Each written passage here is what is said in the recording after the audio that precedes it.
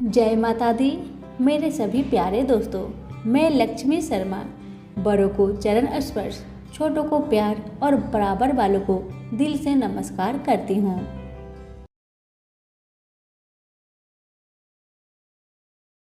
आज आप सभी सुनेंगे विश्वकर्मा पूजा की व्रत कथा। एक समय अनेक ऋषिगण धर्म क्षेत्र में एकत्र हुए और वहां धर्म के तत्व जानने वाले सूत जी से ऋषि कहने लगे, हे पुराण के मर्मज्ञ महात्मने, आप हमारे ऊपर अत्यंत कृपा करके हमारे इस अचानक उत्पन्न हुए संचय का नाश कीजिए।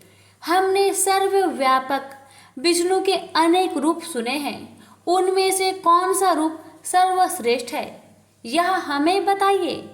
हे महात्मा मुनियों, तुमने संसार के कल्याण के लिए यह सर्व शुभ काम करने वाला बड़ा प्रश्न किया है। जो तुमने यह संसार के हित के लिए प्रश्न किया है, अतः एवं मैं तुम्हारे लिए सब जगत पालक परम पूज्य भगवान विष्णु के महा अद्भुत रूप का वर्णन करूंगा। हे तपस्वियों, उस परमात्मा के अनंत रूप है, उनमें जो अनंत श्रेष्ठ है, उस रूप को अंदर से सुनो। उस दिव्य रूप के स्मरण मात्र से महापातक की मनुष्य भी पाप से छूट जाते हैं, इसमें संचय नहीं है।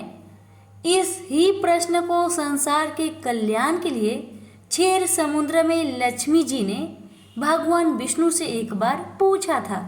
लक्ष्मी जी कहने लगी, हे जगन्नाथ, आपके महान अनेक रूपों को भक्त मनुष्य भक्ति युक्त होकर पृथ्वी पर पूजते हैं। हे प्रिय, क्या वे रूप सब समान ही हैं या उनमें गौण और मुख्य किसी प्रकार का भेद है? विष्णु भगवान बोले, हे प्रिय, जब मैं समस्त ब्रह्मांड को आत्मा में सहत करके अनुभव रूप से योग माया के स्थित होता हूँ, तब मैं एक ही बहुरूप धारण करूँ। इस प्रकार इच्छा करता हुआ अपनी माया के बस में हुआ, जीवों को कर्म भोग के लिए क्षण मात्र में असंख्य ब्रह्म लोक आदि लोकों को जिस रूप से रचता हूँ, हे देवी, उस रूप को मैं तुमसे कहता हूँ, तो ध्यान से सुनो। हे देवी, मैं यहाँ अद्भुत सब और तेज से व्यापक अनेक सूर्य की चमक से अधिक चमकने वाले विश्वकर्मा रूप को धारण करता हूँ और अनेक अंतरल मनुष्य सृष्टि की कामना करता हुआ सर्वप्रथम पुण्य आत्मा तपस्वी ब्रह्मा को रचता हूँ। उस ब्रह्मा की स्तुति यज्ञ और गान के प्रतिपादन करने वाले ऋग यजु और सम की अच्छी प्रकार उपदेश देता हूँ। इसी प्रकार शिल्प विद्या प्रतिपादक अतर्क वेद भी ब्रह्मा को प्रदान करता हूँ।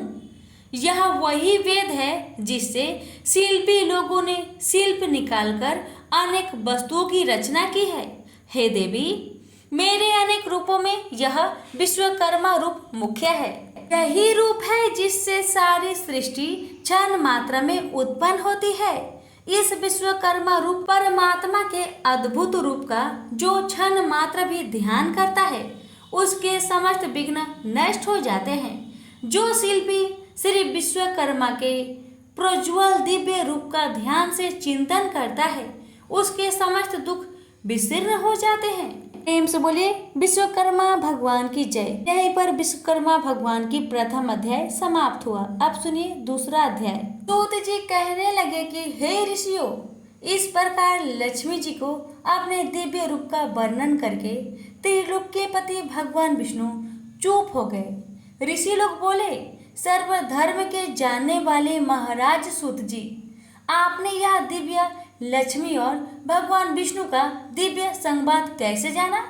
यह भगवान विष्णु को दिव्य विश्वकर्मा रूप किस प्रकार संसार में प्रसिद्धि को प्राप्त हुआ और कैसे संसार ने इस रूप को जाना? सूत जी बोले, हे मुनियों सुनो, जिस प्रकार मनुष्य को कामना का देने वाला यह समाचार मेरे कर्ण गोचर है।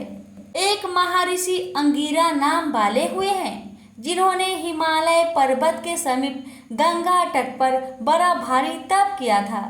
वर्षा ऋतु में तो अवतरण रहित स्थान में, शीतकाल में भी, शीतल जल में भी, ग्रीष्म काल में धूप में बैठकर वह अंगिरा मुनि तप करने लगे। तप करते करते भी उन ऋषि का मन सुखी नहीं था और इधर उधर इस प्रकार दौड़ता था कि जैसे मृग इधर उधर भागता है। तभी उस समय अचानक आकाशवाणी हुई कि हे तपोधन, तू वृथा श्रम करता है, लक्ष्य से चूस हुआ। बाण कैसे अपने लक्ष्य को भेद सकता है? वह तेरी गति हो गई है और तू लोक में उपवास को प्राप्त हो रहा है। उत्पत्ति स्थिति संहार का करने वाला, सबको अभीष्ट का फल सिद्ध करता महातेजस्वी विश्वकर्मा संसार में प्रसिद्ध है। उसका पंच मुख और दशा बाहु वाला महादिव्य रूप सरस्वती और लक्ष्मी से पूजित है। उसका तू दिन रात ध्यान कर। इस रूप का स्वयं हरि ने क्षीर समुद्र में उपदेश दिया है। आज भी उनके ध्यान से मेरे रोमांच खड़े होते हैं। अमावस्या के दिन सब कर्मों को छोड़कर व्रत का आचरण कर और उसी दिन विधि पूर्वक विश्वकर्मा जी की पूजा कर। इस प्रकार आकाश को गूंजा देने वाली वाणी को सुनकर अंगिरा मुनि बड़े विस्मय को प्राप्त हुआ और भगवान का ध्यान करने लगे। श्री विश्वकर्मा जी का ध्यान करते समय उनके चित्त में शिल्प ज्ञान का धारक अर्थ सहित अर्थवेद प्रविष्ट हुआ। उन तत्वज्ञ अंगिरा मुनि ने विमान रचना आदि की अनेक शिल्प विद्याओं का रस अर्थवेद के ज्ञान से आविर्भाव किया। यह संसार श्री विश्वकर्मा भगवान की कृपा से ही सुखी है, क्योंकि उनके बताए ज्ञान से ही आवश्यक ज्ञान आदि जगत बनता है। तभी से श्री विश्वकर्मा जी का महास्वरूप संसार में प्रसिद्ध हुआ। परंपरा से आए हुए इस कथनाक ने मेरे कानों को भी पवित्र किया है। हे ऋषियों, इस परम रहस्य को जो मनुष्य श्रवण करेंगे उनके लिए श्रवण मात्र से ही ज्ञान प्राप्ति हो जाएगी। यह महाज्योति रूप है जो संसार का उपकारक है। वह मनुष्य कृत्य धन और पापी है जो इस रूप का ध्यान नहीं करता।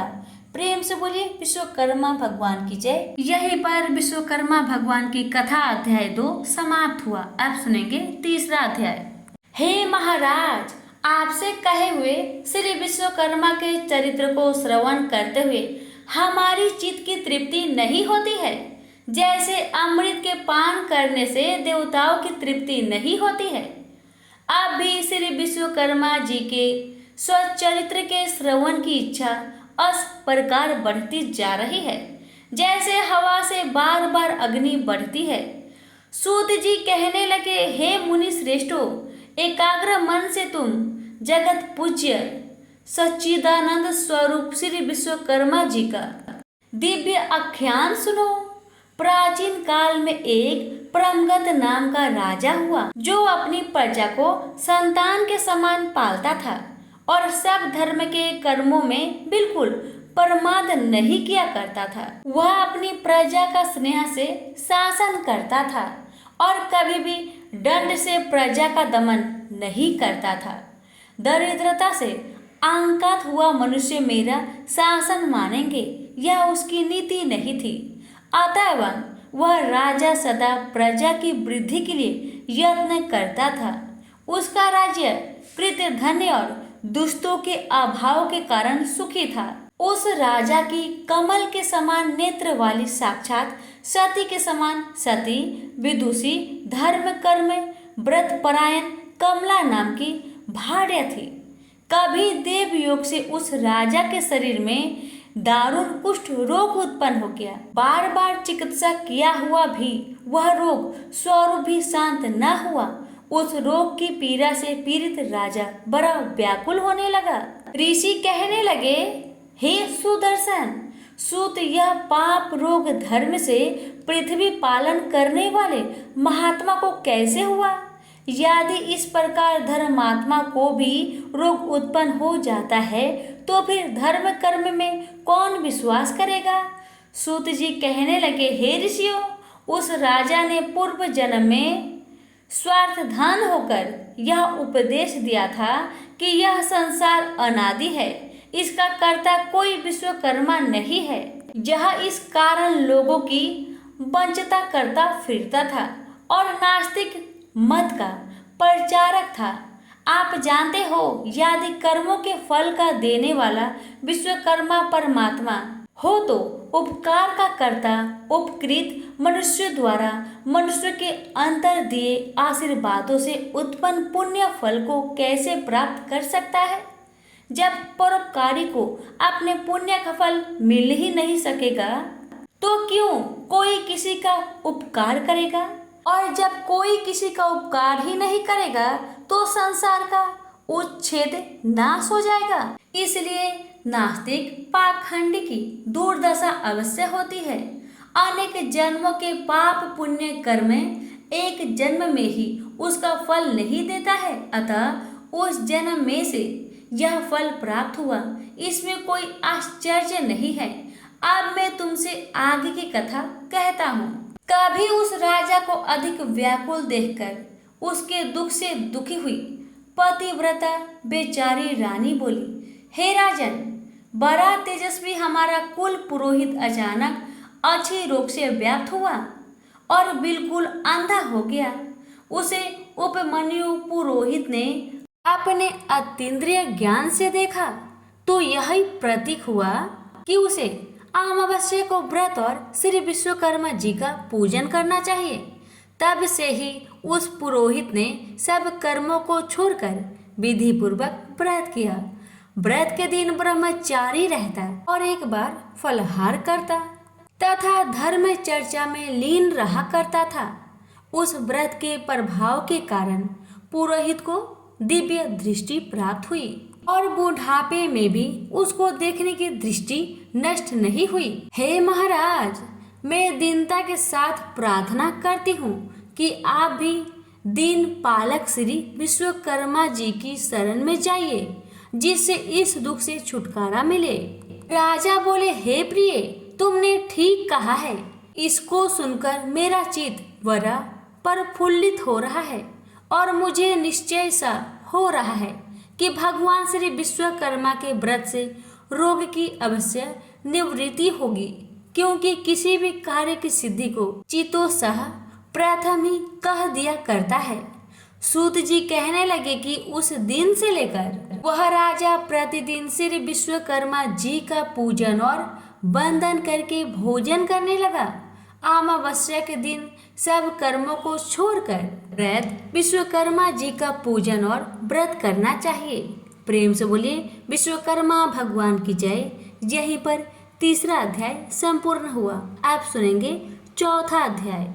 सूत जी कहने लगे, हे मुनियो, मैंने तुमको श्री विश्वकर्मा जी के अद्भुत चरित्रामृत का पान करवाया है।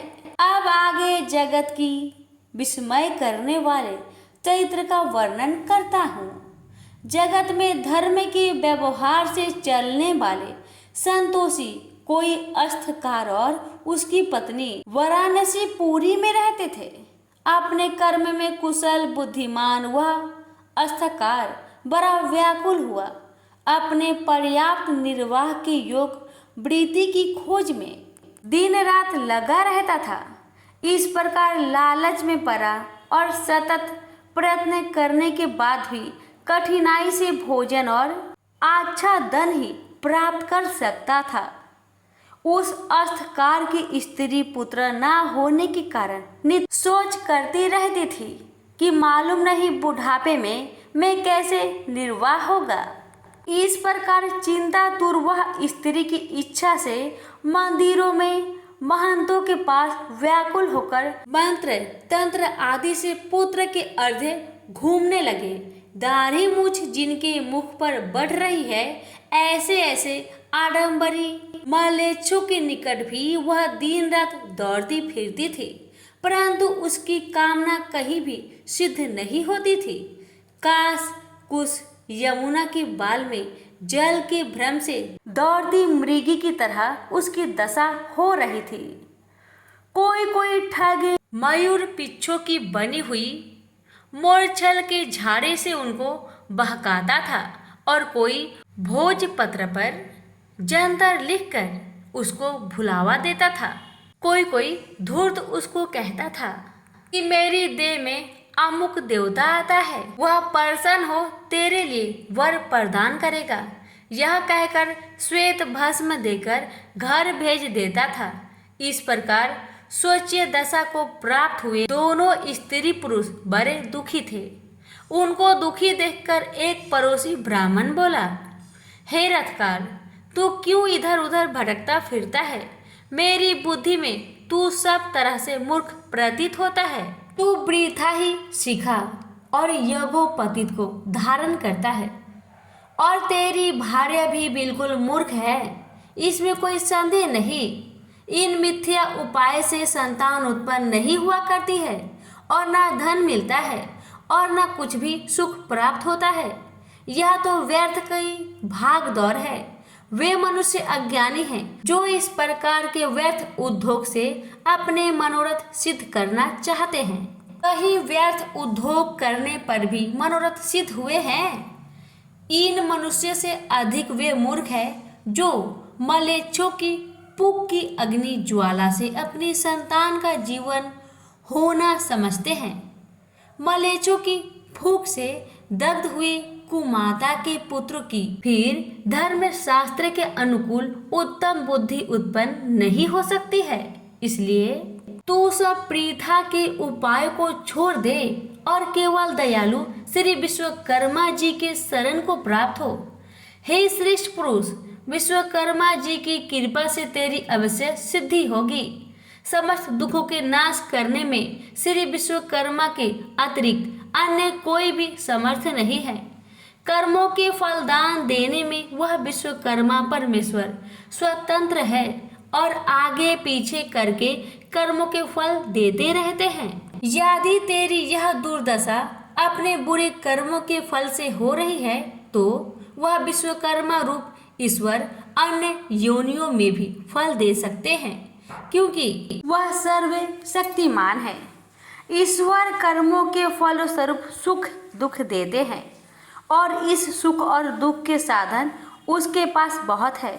उसके पाप केवल दुख होने के लिए निर्धन या निसंतान बना देता ही साधन है।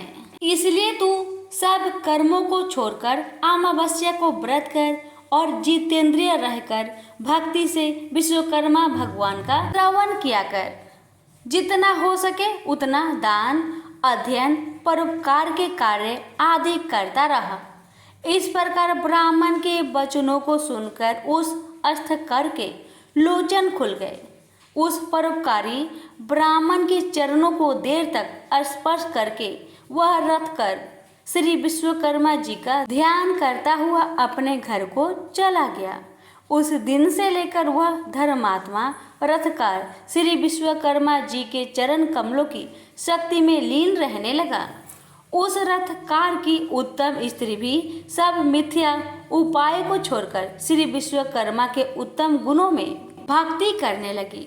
अमावस्या के दिन इस दिव्य व्रत के परमान से वह दंपति धन और पुत्र से युक्त हुई। उस रथकार का एक दिन भी बिना वृत्ति के नहीं जाता था। उसका पुत्र वरा सुशील, गुणवान, विद्वान और अपने माता पिता की शुश्रूषा करने वाला हुआ। इस प्रकार सब देवों से अतिशयी श्री विश्वकर्मा के प्रभाव से गृह सुख भोगने लगा। इसी प्रकार जो मनुष्य भक्ति युक्त चित्त से श्री विश्वकर्मा जी का ध्यान करते हैं वे इस लोक में पुत्र पौत्र आदि से युक्त होकर सुखी होते हैं। प्रेम से बोलिए विश्वकर्मा भगवान की जय। यहीं पर विश्वकर्मा भगवान की कथा अध्याय 4 समाप्त हुआ। आप सुनिए 5वां अध्याय। ऋषियों ने कहा, हे सुत जी, विश्वकर्मा भगवान के जिन चरणों की पूजा देवता भी करते हैं, आनंदमय चरित्र को थोड़े से शब्द से सुनकर हमारी इच्छा और भी बढ़ गई है। जिस प्रकार हवि से अग्नि प्रचंड हो जाती है, ठीक इसी प्रकार ज्यों जो हम विश्वकर्मा भगवान की चरित्र सुनते हैं त्यों त्यों उसके सुनने की इच्छा और भी बढ़ती जा रही है। सूत जी बोले, हे मुनि लोगों, आप लोग ने विश्वकर्मा के चरित्र को सुना, जिसके सुनने से देवता भी नहीं अघाए। एक बार नैमिषारण्य में मुनि और सन्यासी लोग एकत्र हुए और अपने अभीष्ट की प्राप्ति के लिए एक सभा की। विश्वामित्र कहने लगे कि हम लोगों के आश्रमों में दुष्ट कर्मों के करते हुए राक्षस लोग यज्ञ करने वाले मुनियों के आसपास ही बड़े बड़े मनुष्य को अपना ग्रास बना लेते हैं।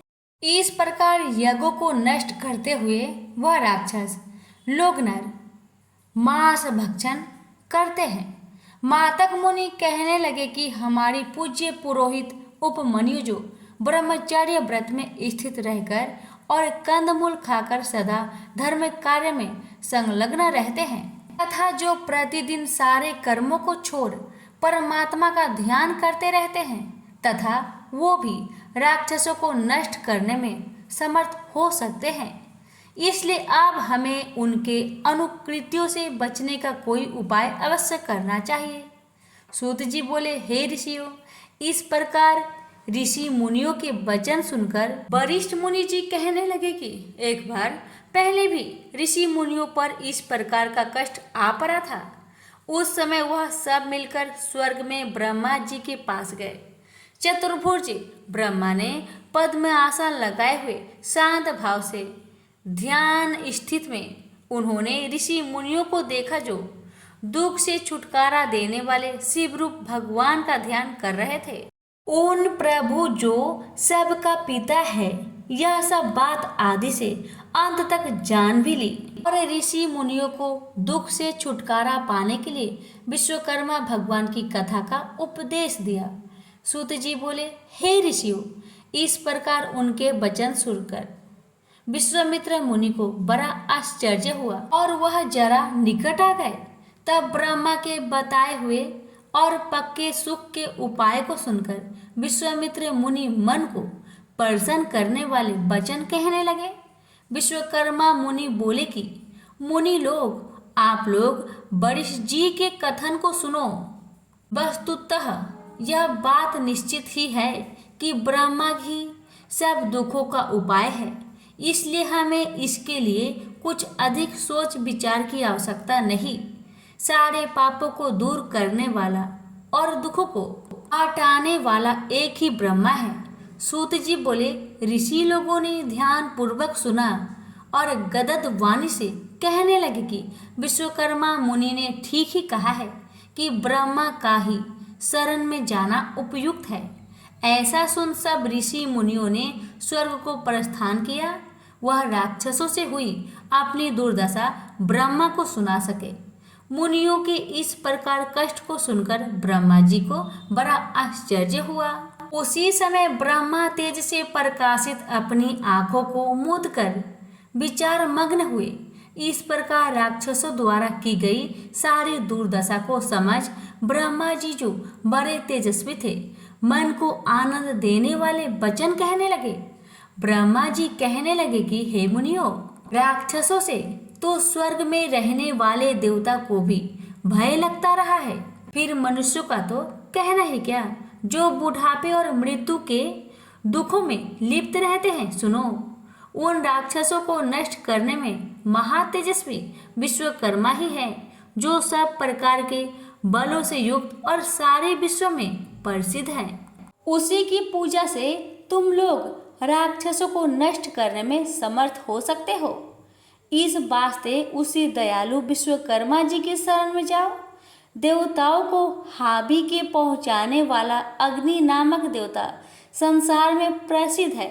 उसी का पुत्र यज्ञों में श्रेष्ठ पुरोहित होता है। अंगिरा उसका नाम है और सब मुनियों में श्रेष्ठ है। वही आपको दुखों से पार कर देगा, इसमें कोई संदेह नहीं है। इसलिए हे मुनियों, आप उन्हीं मुनि श्रेष्ठ के चरण कमलों को छूकर और उन्हीं से अपने को कष्टों से मुक्ति पाने के लिए प्रार्थना करो। सूत जी बोले कि ब्रह्मा जी के कथन के अनुसार ऋषियों ने सब यज्ञ अनुष्ठान आदि किए और अंगिरा ऋषि के वचनों को सुनने के लिए उत्सुक हुए। अंगिरा ऋषि कहने लगे कि हे मुनियों, तुम लोग क्यों इधर उधर मारे फिरते हो? दुखों को काटने में विश्वकर्मा के अतिरिक्त और कोई भी समर्थ नहीं। इसलिए तुम्हें चाहिए कि जितेंद्रिय रहते हुए अमावस्या के दिन अपने साधारण कर्मों को रोककर भक्तिपूर्वक विश्वकर्मा की कथा सुनो, जिसके सुनने मात्र से जन्म जन्मांतर के पाप नष्ट हो जाते हैं। मुनि लोग ब्रह्मचार्य व्रत में स्थित हो विश्वकर्मा देव की पूजा द्वारा ध्यान करते हुए सब प्रकार के दुखों को प्राप्त करते हैं। सूत जी कहने लगे कि मुनि लोग इस प्रकार महर्षि अंगिरा के वचनों को सुनकर अपने अपने आश्रम को चले गए और यज्ञ में विश्वकर्मा देव का पूजन किया, जिसका परिणाम यह हुआ कि उसकी पूजा से सारे राक्षस भस्म हो गए, यज्ञ विघ्नों से रहित हो गए तथा नाना प्रकार के सुखों से संपन्न हो गए। जो मनुष्य भक्ति पूर्वक विश्वकर्मा को चिंतन करता है वह सुखों को प्राप्त करता हुआ संसार में बड़े पद को प्राप्त करता है। प्रेम से बोलिए विश्वकर्मा भगवान की जय। यहीं पर 5वां अध्याय संपूर्ण हुआ। आप सुनेंगे 6वां अध्याय। सूत जी बोले, हे मुनियों, मैं आपसे सब लोकों में विख्यात श्री विश्वकर्मा जी का महात्म्य फिर कहता हूँ। आप लोग ध्यान से सुने। उज्जैन नगरी में एक सर्वश्रेष्ठ धर्म तत्पर उदार धनंजय नामक सेठ था। उस सेठ का कोष खजाना लाल मोती हीरे जवाहरातों में से ऐसा भरा था जैसे कुबेर का भंडार भरा हो। विवाह व्यवहार अभियोग और रोग संकट में प्रत्येक मनुष्य उसके धन का उपयोग किया करता था। उपकार में लगे हुए इस सेठ का धन छीन हो गया और वह ऐसा दुख पाने लगा जैसे कीचड़ में फंसा हुआ हाथी दुखी होता है। उस सेठ की यह प्रबल आशा थी कि पूर्व उपकार के लिए मेरे मित्र मेरी सहायता अवश्य करेंगे, परंतु उसकी आशा व्यर्थ हुई। उन कृतघ्न मित्रों में कोई भी उसके उपकार के लिए समर्थ नहीं हुआ। उसके मित्र क्षण मात्र में शत्रु हो गए और वे उपकृत मित्र ही सर्वप्रथम उस सेठ की निंदा करने लगे। उसके वे पुराने मित्र अपनी दृष्टियों को छिपा छिपा कर निकल जाते थे। बात तो यह है कि स्वार्थी मित्र विपत्ति में साथ नहीं हुआ करते हैं। इस नीचे वृत्ति से उस धनंजय सेठ को एक बारगी ही संसार में विरक्ति और मनुष्य से घृणा उत्पन्न हो गई। वह अपने नगर को छोड़कर और कृतघ्नों के मुख पर थूक कर वन को चला गया। कंद मूल फल आदि से प्रयत्न पूर्वक अपनी वृद्धि करता था और मनुष्य मात्रा को देखकर दूर भाग जाता था।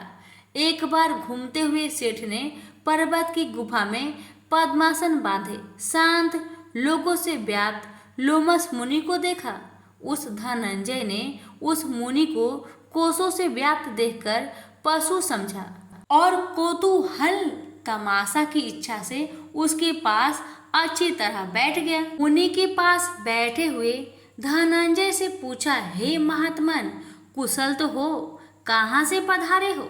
उस धनंजय ने इस पशु को मनुष्य के समान बोलता देखकर बड़ा अचंभा किया और प्रारंभ से अपना सारा वृत्तांत उस महर्षि को दिया।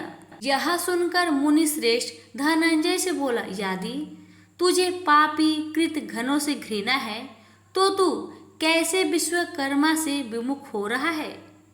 हे श्रेष्ठीन, सब दुखों के भोगने की शक्ति वाले तुझको उसी विश्वकर्मा ने बनाया है। वह विश्वकर्मा को भूल जाने से कैसे सुख मिल सकता है? नास्तिक कृतघ्न उपकार को तभी भूलता है जब वह प्रथम परमेश्वर को भूल जाता है।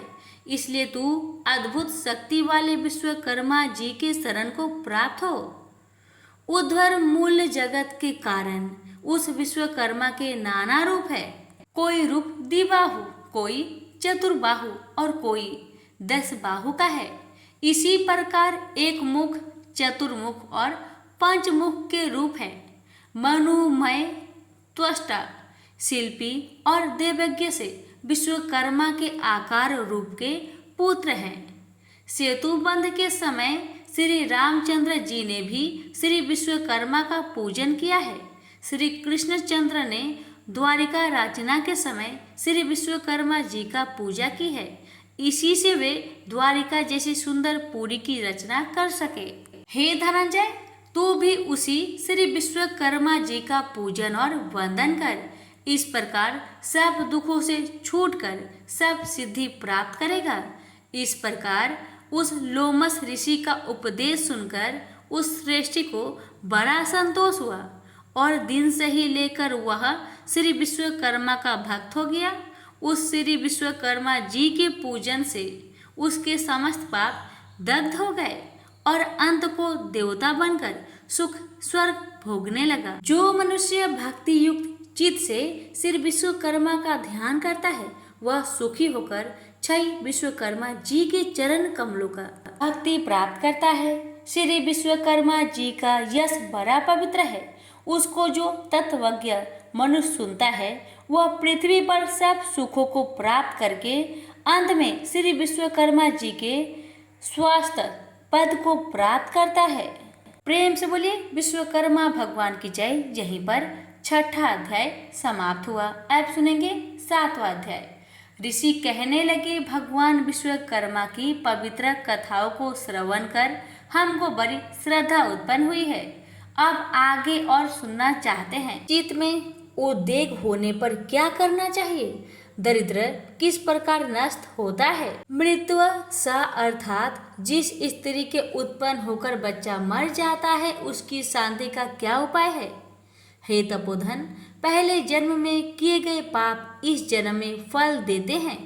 रोग दुर्गति, अमिष्ट वस्तुओं का नाशक और समसेत पीड़ाओं के हरण करने वाले भगवान विश्वकर्मा के पूजन को कहता हूँ।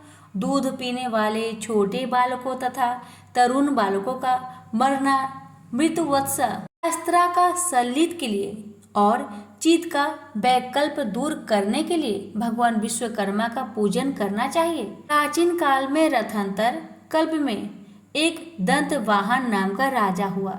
वह सूर्य के समान प्रभावशाली लोगों में प्रसिद्ध था।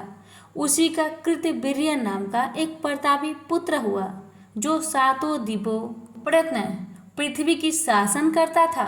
उस राजा के 11 पुत्र पूर्व जन्म में किए पाप के बस पैदा होते ही नष्ट हो गए।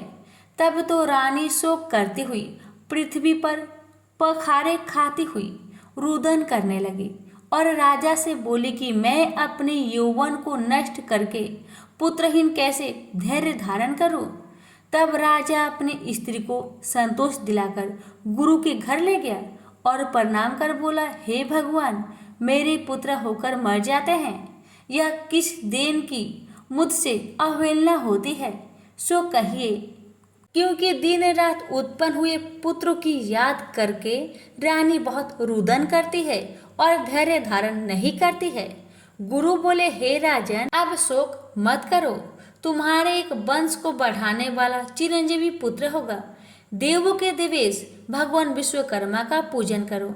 उनके प्रसन्न होने पर अवश्य फल सिद्धि होगी। उनकी पूजा के आगे अन्य देव की पूजा से क्या।